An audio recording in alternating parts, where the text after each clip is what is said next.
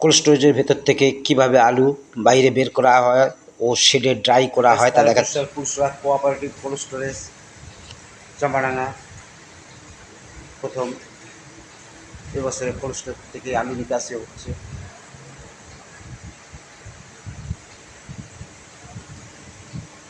দেখতে পাচ্ছেন কোল্ড স্টোরেজের চেম্বারের ভেতর থেকে আলু শেডে বের হচ্ছে।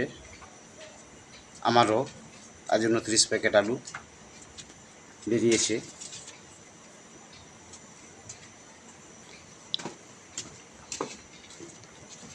চেম্বারের ভিতরে কিভাবে আলু রাখা রয়েছে দেখতে পাচ্ছেন।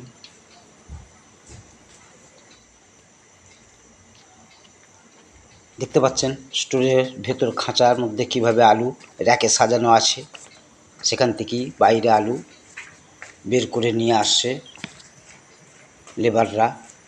দেখুন শেডে ফেলা হচ্ছে ডাইয়ের জন্য।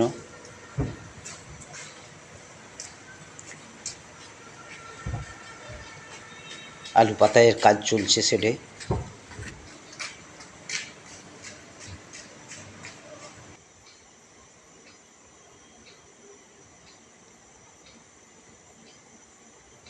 শেডে আলুগুলি শুকানোর জন্য ঢালা হচ্ছে।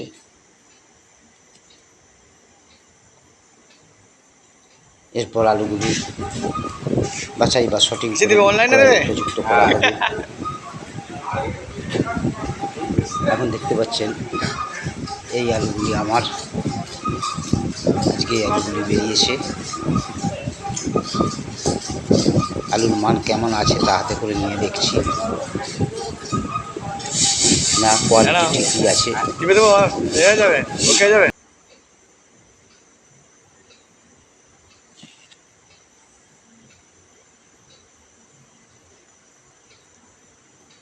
দেখতে পাচ্ছেন শেডে আমি স্টাফ দাঁড়িয়ে আছি।